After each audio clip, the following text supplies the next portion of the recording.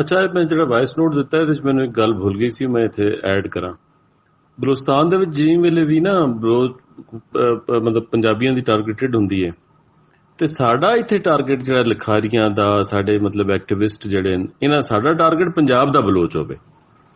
ਉਹ ਇਸ ਕਰਕੇ ਕਿ ਪੰਜਾਬ ਦਾ ਬਲੋਚ ਹੀ ਅਸਲ 'ਚ ਪੰਜਾਬ ਦੀ ਵੰਡ, ਪੰਜਾਬੀ ਦੀ ਵੰਡ ਔਰ ਪੰਜਾਬ ਦੀ ਵੰਡ ਦੀ ਜਿਹੜੀ ਔਨ ਗਰਾਊਂਡ ਜਿਹੜੀ ਸੋ ਕਾਲਡ ਮੂਵਮੈਂਟ ਹੈ, ਇਸ ਨਾਲ ਲੈ ਕੇ ਟੁਰਿਆ ਪਿਆ।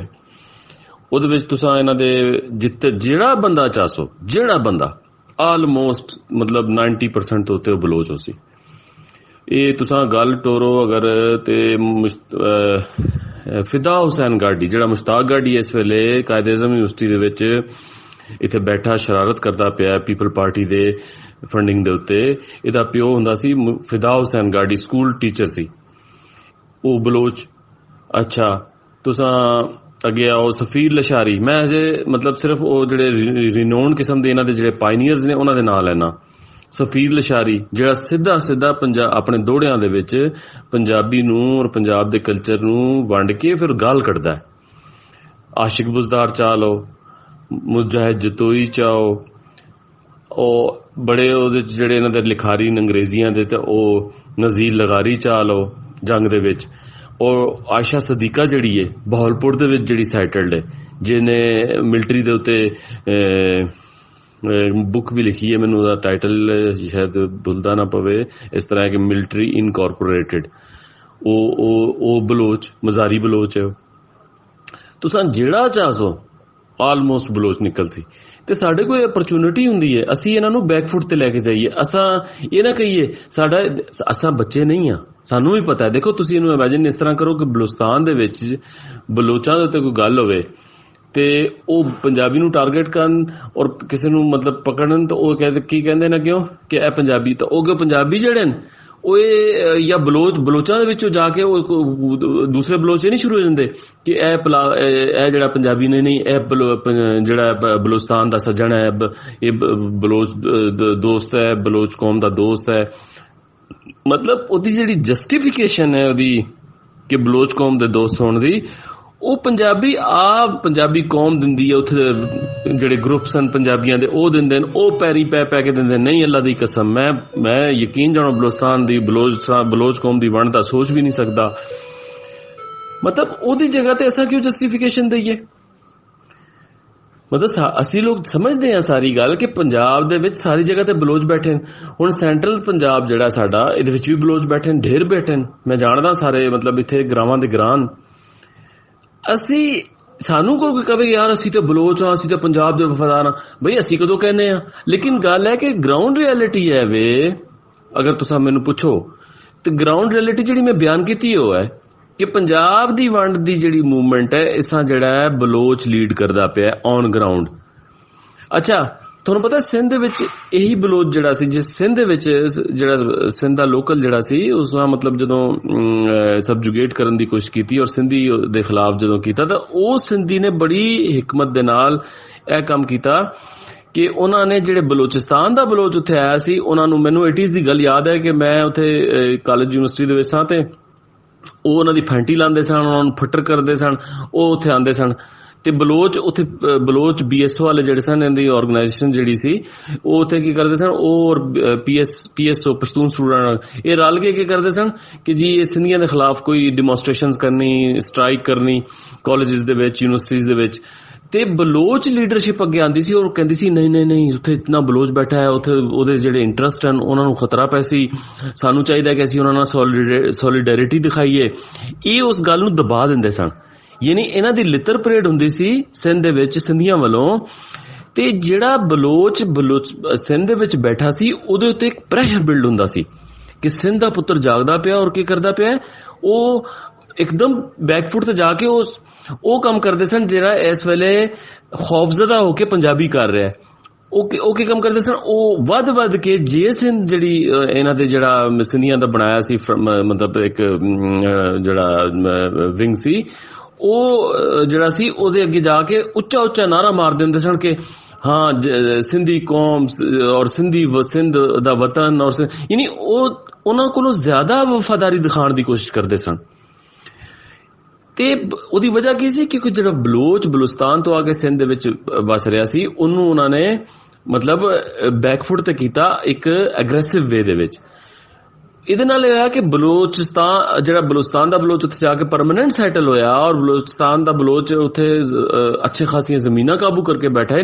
ਸਿੰਧ ਦੇ ਵਿੱਚ 50% ਤੋਂ ਉੱਤੇ ਬਲੋਚ ਹੈ ਐਥਨਿਕ ਹਵਾਲੇ ਨਾਲ। ਉਹਨੇ ਸਿੰਧ ਦੀ ਓਨਰਸ਼ਿਪ ਲੈਣ ਦੇ ਵਿੱਚ ਆਪਣੀ ਜਿਹੜੀ ਹੈ ਆਪਣਾ ਸਰਵਾਈਵਲ ਲੱਭਿਆ। ਉਹਨੇ ਕਿਹਾ ਕਿ ਸਾਡਾ ਸਰਵਾਈਵਲ, ਸਾਡੀ ਬਕਾ ਹੈ ਕਿ ਅਸੀਂ ਸਿੰਧੀ ਬਣੀਏ। ਫਿਰ ਇਹ ਹਾਲਤ ਹੋਈ ਕਿ ਸਿੰਧੀ ਨੈਸ਼ਨਲਿਜ਼ਮ ਨੂੰ ਬਲੋਚ ਐਥਨੀਸਿਟੀ ਦੇ ਲੋਕ ਲੀਡ ਕਰਦੇ ਰਹੇ, ਯਾਨੀ ਇਹ ਪੋਜੀਸ਼ਨ ਆ ਗਈ। ਉਹਦੇ ਵਾਸਤੇ ਇਹ ਸਟ੍ਰੈਟਜੀ ਐਸੀ ਕਿ ਸਿੰਧੀਆਂ ਦੇ ਜਿਹੜੇ ਉੱਥੇ ਦੇ ਨੇਟਿਵ ਸਿੰਧੀ ਸਨ, ਉਹਨਾਂ ਨੇ ਐਪੋਲੋਜੈਟਿਕ ਅਪਰੋਚ ਨਹੀਂ ਰੱਖੀ। ਮੈਂ ਜਿਹੜਾ ਕੀ ਪੁਆਇੰਟ ਦੱਸਣਾ ਚਾਹ ਰਿਹਾ, ਤੁਹਾਡੇ ਨਾਲ ਸ਼ੇਅਰ ਕਰਨਾ ਚਾਹ ਰਿਹਾ, ਉਹਨਾਂ ਨੇ ਖੁਦ ਨਹੀਂ ਅੱਗੇ ਵੱਧ ਕੇ ਨਹੀਂ ਇਹ ਬਲੋਚ ਜਿਹੜਾ ਬਲੋਚਾਂ ਦੇ ਉੱਤੇ ਉਹਨਾਂ ਖੁਦ ਜਾ ਕੇ ਠੱਪੇ ਲਾਣੇ ਜਾਂ ਨਿਸ਼ਾਨ ਲਾਣੇ ਨਹੀਂ ਸ਼ੁਰੂ ਕਰ ਦਿੱਤੇ ਕਿ ਇਹ ਬਲੋਚ ਜਿਹੜਾ ਹੈ ਇਹ ਜੀ ਵਫਾਦਾਰ ਹੈ ਸਿੰਧ ਦਾ, ਤਾਂ ਉਹ ਵਫਾਦਾਰ ਨਹੀਂ। ਉਹਨਾਂ ਨੇ ਆਪਣਾ ਕੰਮ ਕੀਤਾ, ਉਹਨਾਂ ਨੇ ਬਲੋਚ ਨੂੰ ਟਾਰਗੇਟ ਕੀਤਾ, ਔਰ ਬਲੋਚ ਬੰਦੇ ਦਾ ਪੁੱਤਰ ਬਣ ਗਿਆ। ਪੰਜਾਬ ਦੇ ਵਿੱਚ ਮਸਲਾ ਹੈ ਵੇ ਕਿ ਅਸੀਂ ਲੋਕ ਜਿਹੜੇ ਕੀ ਕਰਦੇ ਹਾਂ, ਅਸੀਂ ਚੁੱਕ ਕੇ ਐਸਟੈਬਲਿਸ਼ਮੈਂਟ ਦੀ ਜੰਗ ਜਿਹੜੀ ਹੈ ਬਲੋਚਿਸਤਾਨ ਵਾਲੀ ਸ਼ੁਰੂ ਕਰ ਦਿੰਦੇ ਹਾਂ ਕਿ ਬਲੋਚਿਸਤਾਨ ਦੇ ਵਿੱਚ ਬਲੋਚ ਜਿਹੜਾ ਉਹਨੂੰ ਗਾਲਾਂ ਕੱਢ। ਬਈ ਨਹੀਂ, ਸਾਡੀ ਸਟ੍ਰੈਟਜੀ ਹੋਵੇ ਕਿ ਪੰਜਾਬ ਉਹੀ ਮੌਕਾ ਹੁੰਦਾ ਜਦੋਂ ਪੰਜਾਬੀ ਦੇ ਉੱਤੇ ਜ਼ੁਲਮ ਹੁੰਦਾ ਹੈ ਸਿੰਧ ਦੇ ਵਿੱਚ ਜਾਂ ਬਲੋਚਿਸਤਾਨ ਦੇ ਵਿੱਚ, ਤਾਂ ਸਾਡਾ ਸਾਰਾ ਫੋਕਸ ਪੰਜਾਬ ਦੇ ਵਿੱਚ ਜਿਹੜਾ ਬਲੋਚ ਪੰਜਾਬ ਦੀ ਵੰਡ ਕਰਦਾ ਪਿਆ, ਔਰ ਰਿਐਲਿਟੀ ਵੀ ਇਹੀ ਹੈ, ਅਸੀਂ ਇਹਨੂੰ ਟਾਰਗੇਟ ਕਰੀਏ। ਅਸੀਂ ਤਾਂ ਕਮਜ਼ੋਰ ਹਾਂ ਫਿਲਹਾਲ, ਅਸੀਂ ਕੋਈ ਉਹਨਾਂ ਦੇ ਨਾਲ ਮਤਲਬ ਉਹ ਨਹੀਂ ਕਰ ਸਕਦੇ। ਤੇ ਫਿਰ ਉਹ ਹਦੀਸ ਪਾਕ ਸੱਲੱਲਾਹੁ ਅਲੈहि ਵਸੱਲਮ ਦੇ ਮੁਤਾਬਿਕ ਸਾਡਾ ਜਿਹੜਾ ਆਖਰੀ ਸਟੇਜ ਹੈ, ਯਾਨੀ ਉਹ ਜਿਹੜੀਆਂ 2 ਸਟੇਜਸ ਆਉਂਦੀਆਂ ਨੇ ਕਿ ਪਹਿਲੇ ਦਿਲ 'ਚ ਬੁਰਾ ਸਮਝੋ, ਔਰ ਅਗਰ ਹਿੰਮਤ ਮਿਲੇ ਕੋਈ ਗੱਲ ਫੋਰਮ ਮਿਲਣ ਤਾਂ ਜ਼ੁਬਾਨ ਨਾ ਦੱਸੋ। ਗੱਲ ਹੈ ਕਿ ਰਿਐਲਿਟੀਜ਼ ਹੈ ਨੇ ਕਿ ਉਹ ਪੰਜਾਬ ਦੀ ਵੰਡ ਕਰਦਾ ਪਿਆ, ਤੇ ਅਸੀਂ ਇਹੀ ਮੌਕਾ ਹੁੰਦਾ ਕਿ ਉਸ ਬਲੋਚ ਨੂੰ ਟਾਰਗੇਟ ਕਰੀ ਕੇ ਸਿੰਧ ਔਰ ਬਲੋਚਿਸਤਾਨ ਦੇ ਵਿੱਚ ਜਿਹੜਾ ਪੰਜਾਬੀ ਜਿਹੜਾ ਹੈ ਉਹ ਉਹਨਾਂ ਦੇ ਨਾਲ ਵਫਾਦਾਰ ਹੋਣ ਦੇ ਬਾਵਜੂਦ ਉਹਦੀ ਲਾਸ਼ ਢਹਿੰਦੀ ਹੈ, ਔਰ ਪੰਜਾਬ ਦੇ ਵਿੱਚ ਇਹ ਬਲੋਚ ਸਕੂਨ ਨਾਲ ਰਹਿ ਰਿਹਾ ਹੈ, ਜਦ ਕਿ ਪੰਜਾਬ ਦੇ ਖਿਲਾਫ, ਪੰਜਾਬੀ ਜ਼ੁਬਾਨ ਦੇ ਖਿਲਾਫ, ਪੰਜਾਬ ਦੇ ਮਫਾਦਾਤ ਦੇ ਖਿਲਾਫ, ਪੰਜਾਬ ਦੇ ਸਾਰੇ ਵਸਾਇਲ ਔਰ ਇੱਥੇ ਦੀਆਂ ਜਿਹੜੀਆਂ ਰਿਸੋਰਸਿਸ ਨੂੰ ਵਰਤ ਕੇ ਐਸ਼ ਕਰਕੇ ਇੱਥੇ ਰੂਲ ਕਰਕੇ ਮੁੜ ਪੰਜਾਬ ਨੂੰ ਵੰਡਣ ਦੀ ਗੱਲ ਕਰਦਾ ਹੈ। ਤੇ ਇੱਥੇ ਪੰਜਾਬ ਦੇ ਪੁੱਤਰ ਮਰ ਗਏ ਨੇ ਕਿਆ? ਇਹ ਗੱਲ ਜਿਹੜੀ ਹੈ ਨਾ, ਇਹ ਬੜਾ ਮਤਲਬ ਇਹ ਗੱਲ ਬੰਦੇ ਨੂੰ ਸਮਝ ਆਉਂਦੀ ਹੈ, ਜ਼ੋਰ ਦਿੰਦੀ ਹੈ ਕਿ ਯਾਰ ਇਹ ਤਾਂ ਬਿਲਕੁਲ ਸਹੀ ਗੱਲ ਹੈ। ਇਹ ਗੱਲ ਬਲੋਚ ਨੂੰ ਬੈਕਫੁੱਟ ਤੇ ਲਿਜਾਏਗੀ। ਅਗਰ ਅਸੀਂ ਇਹ ਗੱਲ ਕੀਤੀ ਨਾ, ਸਾਡੇ ਮੈਂ ਦੇਖ ਰਿਹਾ ਪੇਜਿਸ ਦੇ ਉੱਤੇ ਇੱਥੇ ਹੁਣ ਜੱਟ ਨੇ ਸਾਡੇ ਇੱਕ ਵਡਾਇਤ ਸਾਹਿਬ ਨੇ, ਬੜੇ ਅੱਛੇ ਦੋਸਤ ਨੇ, ਉਹ ਕੀ ਕਰਦੇ ਪਏ ਨੇ, ਉਹਨਾਂ ਨੂੰ ਕੋਈ ਗੱਲ ਸਮਝਾਓ। ਉਹ ਮੈਂ ਉਹਨਾਂ ਨੂੰ ਕਿਹਾ, ਮੈਂ ਕਿਹਾ ਤੁਸੀਂ ਕੀ ਕਰ ਰਹੇ ਹੋ, ਯਾਨੀ ਆਪਣੇ ਪੰਜਾਬੀ ਨੂੰ ਕੋਈ ਗੱਲ ਸਮਝਾਓ, ਉਹ ਸੁਣਦਾ ਹੈ ਬੜਾ ਔਖਾ। ਔਰ ਜਦੋਂ ਉਧਰੋਂ ਉਹਦੇ ਤੇ ਇਤਨਾ ਪ੍ਰੈਸ਼ਰ, ਇਤਨਾ ਖੌਫ ਹੈ, ਇੱਕ ਪਾਸੇ ਸ਼ਨਾਖਤ ਦਾ ਬੁਰਾ ਦਾ ਪ੍ਰੋਪੇਗੈਂਡਾ ਰਿਆਸਤ ਵੱਲੋਂ, ਦੂਸਰੇ ਪਾਸੇ ਉੱਥੇ ਉਹਨਾਂ ਦੀ ਪੰਜਾਬ ਦੇ ਸਾਊਥ ਆਪਣੀ ਧਰਤੀ ਸੈਟਲ ਹੋ ਕੇ ਇਤਨਾ ਖੌਫਜ਼ਦਾ ਹੈ ਕਿ ਉਹਨੂੰ ਬਲੋਚ ਉੱਥੇ ਗਾਲ ਕੱਢ ਰਿਹਾ। ਮੈਂ ਤਾਂ ਤੁਸੀਂ ਕਹਿੰਦੇ ਹੋ ਮੈਂ ਇੱਥੇ ਤੁਹਾਡੇ ਨਾਲ ਸ਼ੇਅਰ ਕਰ ਦੇਣਾ ਇੱਥੇ ਪੇਜ, ਮੈਂ ਅੱਜ ਦੇਖਿਆ ਤਾਂ ਮੈਨੂੰ ਬੜਾ ਦੁੱਖ ਹੋਇਆ। ਯਾਨੀ ਇਹ ਪੋਜੀਸ਼ਨ ਆ ਗਈ ਹੈ ਕਿ ਅਸੀਂ ਆਪਣੇ ਘਰ ਦੇ ਵਿਹੜੇ ਦੇ ਵਿੱਚ ਵੀ ਪੈਰੀ ਪੈ ਰਹੇ, ਉਹ ਉਹਨੂੰ ਗਾਲ ਕੱਢ ਰਿਹਾ। ਕੌਮੀ ਬਲੋਚ ਹੈ ਡੀਜੀ ਖਾਨ ਦਾ, ਉਹਨੂੰ ਕੌਮੀ ਗਾਲ ਕੱਢ ਰਿਹਾ ਹੈ, ਔਰ ਉਹ ਉਹਨੂੰ ਹੱਸ ਕੇ ਔਰ ਉਹਦੇ ਨਾਲ ਲਾਈਕ ਦੇ ਦਿਲ ਵਾਲੇ ਕਮੈਂਟਸ ਬਣਾ ਰਿਹਾ। ਯਾਨੀ ਪੰਜਾਬੀ ਦੀ ਇਹ ਹਾਲਤ ਅਗਰ ਹੋ ਗਈ ਹੈ ਤੇ ਫਿਰ ਕਦੋਂ ਸੋਚੇਗਾ? ਮਤਲਬ ਇਹ ਸੋਚਣ ਦੀ ਹੋਰ ਕਿਹੜਾ ਪੁਆਇੰਟ ਆਏਗਾ ਕਿ ਮੇਰੇ ਘਰ ਦੇ ਵਿੱਚ ਜਿਹੜੀ ਅੱਗ ਹੈ, ਜਿਹੜੀ ਬਾਹ ਹੈ, ਉਹ ਤਾਂ ਮੇਰੇ ਅੰਦਰ ਘਰ ਦੇ ਅੰਦਰ ਪੁੱਜ ਗਈ ਹੈ, ਹੁਣ ਮੈਂ ਕਦੋਂ ਸੋਚਾਂ? ਤੇ ਇਹਦੇ ਵਾਸਤੇ ਸਾਨੂੰ ਨਹੀਂ ਲੋੜ ਕਿ ਅਸੀਂ ਕਹੀਏ ਫਲਾਂ ਇਸ ਤਰ੍ਹਾਂ ਦਾ ਫਲਾਂ, ਸਾਨੂੰ ਦੇਖਣਾ ਇੱਕ ਓਵਰਆਲ ਹੈ ਵੇ ਕਿ ਪੰਜਾਬ ਦੇ ਵਿੱਚ ਪੰਜਾਬ ਦੀ ਵੰਡ ਦੇ ਪਿੱਛੇ ਜਿਹੜਾ ਸਕ੍ਰਿਪਟ ਹੈ Urdu speaking plus 5th colonist landlord ruling elite ਦਾ, ਔਰ ਪਲੱਸ ਜਿਹੜੀ ਵੀ ਲੈਂਡਲਾਰਡ ਤੋਂ ਬਾਅਦ ਦੂਸਰੀ ਸ਼ਕਲ ਦੇ ਵਿੱਚ ਯਾਨੀ ਸਰਮਾਇਆਦਾਰ ਜਿਹੜੀ ਕੈਪੀਟਲਿਸਟ ਐਲੀਟ ਹੈ, ਉਹ ਉਹਦੀ ਸ਼ਕਲ 'ਚ, ਉਹ 5th ਕਾਲੋਨਿਸਟ ਦੋਵੇਂ ਉਹਦੇ 'ਚ ਆ ਜਾਂਦੇ ਨੇ। ਇਹਨਾਂ ਦਾ ਇਹ ਸਕ੍ਰਿਪਟ ਹੈ, ਔਨ ਗਰਾਊਂਡ ਦੇ ਵਾਸਤੇ ਕਰਦਾ ਪਿਆ ਹੈ ਬਲੋਚ। ਪੰਜਾਬ 'ਚ ਪਨਾਹਗੀਰ ਬਲੋਚ, ਅਫਗਾਨ ਲਈਏ ਦਾ ਜਾਂ ਬੱਕਰ ਦਾ ਇੱਕ, ਮੈਨੂੰ ਉਹਦਾ ਨਾਂ ਹੁਣ ਭੁੱਲਦਾ ਪਿਆ ਹੈ, ਪੰਜਾਬ ਅਸੈਂਬਲੀ ਦੇ ਵਿੱਚ ਉਹ ਖੜੋ ਕੇ, ਜਾਂ ਸ਼ਾਇਦ ਨੈਸ਼ਨਲ ਅਸੈਂਬਲੀ 'ਚ ਕਲਿੱਪ ਮੈਂ ਉਸ ਦੇ ਨਾਲ ਸ਼ੇਅਰ ਕੀਤਾ ਸੀ, ਉਹ ਖੜੋ ਕੇ ਸਾਡੀ ਜ਼ੁਬਾਨ ਦੇ ਵਿੱਚ ਕਹਿ ਰਿਹਾ ਕਿ ਹਾਂ ਮੈਂ ਇਹ ਜਿਹੜਾ ਹੈ ਮਤਲਬ ਪੰਜਾਬ ਕਿਸ ਤਰ੍ਹਾਂ ਨਾ ਵੰਡਿਆ ਜਾ ਸੀ, ਇਸ ਤਰ੍ਹਾਂ ਕੀ ਸੂਬਾ ਬਣ ਸੀ। ਇੱਕ ਪਠਾਨ ਯਾਨੀ ਕੋਈ ਖਾਕਵਾਨੀ ਤਰੀਨ ਜਾਂ ਕੋਈ ਇਸ ਤਰ੍ਹਾਂ ਦਾ, ਉਹ ਆਪਣੇ ਨਾਂ ਦੇ ਨਾਲ ਉਹਦੇ ਨਾਲ ਜ਼ਈ ਲੱਗਾ ਹੈ, ਮੈਨੂੰ ਹੁਣ ਨਾਂ ਨਹੀਂ ਮਤਲਬ ਉਹਦਾ ਯਾਦ ਆ ਰਿਹਾ, ਉਹ ਜ਼ਈ ਸਾਹਿਬ ਜਿਹੜੇ ਨੇ ਉਹ ਪੰਜਾਬ ਦੇ ਵਿੱਚ ਖੜੋ ਕੇ ਤੁਸੀਂ ਇਮੇਜਿਨ ਕਰ ਸਕਦੇ ਹੋ ਕਿ ਕੋਈ KPK ਦੇ ਵਿੱਚ ਛੱਡੋ, ਬਲੋਚਿਸਤਾਨ ਦੇ ਵਿੱਚ ਜਿਹੜੀ ਪਸ਼ਤੂਨ ਬੈਲਟ ਹੈ, ਲੋਰलाई, ਯੋਕ, ਪਸ਼ੀਨ, ਚਮਨ, ਇਹ ਸਾਰੀ ਇੱਕ ਬੈਲਟ ਆਉਂਦੀ ਹੈ ਜਿਹੜੀ ਡੀਜੀ ਖਾਨ ਨਾਲ ਵੀ ਲੱਗਦੀ ਹੈ ਪਰੇ ਉਧਰੋਂ, ਮਤਲਬ ਅਫਗਾਨਿਸਤਾਨ ਨਾਲ ਉਧਰ ਪਰੇ ਉਧਰ ਤੱਕ ਜਾਂਦੀ ਹੈ ਸਿੱਬੀ ਤੱਕ।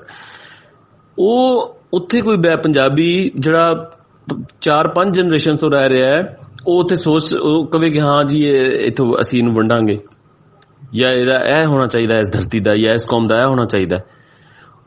ਉਹ ਉੱਥੇ ਉਹਦੀ ਜੁਰਤ ਨਹੀਂ ਕਿਸੇ ਪੰਜਾਬੀ ਦੀ ਇਸ ਤਰ੍ਹਾਂ ਦੀ ਗੱਲ ਮਤਲਬ ਮੂੰਹ ਚੋਂ ਕੱਢੇ ਜਾਂ ਸੋਚੇ। ਉਹ ਇੱਥੇ ਸਾਡੀ ਇਹ ਹਾਲਤ ਹੋ ਗਈ ਹੈ ਕਿ ਪੰਜਾਬ ਦੇ ਵਿੱਚ ਮੇਰੇ ਵੇੜੇ ਦੇ ਵਿੱਚ ਮੇਰੀ ਕਿਸਮਤ ਦੇ, ਮੇਰੀ ਤਕਦੀਰ ਦੇ ਔਰ ਮੇਰੇ ਉਹਦੇ ਫੈਸਲੇ ਹੋ ਰਹੇ ਨੇ।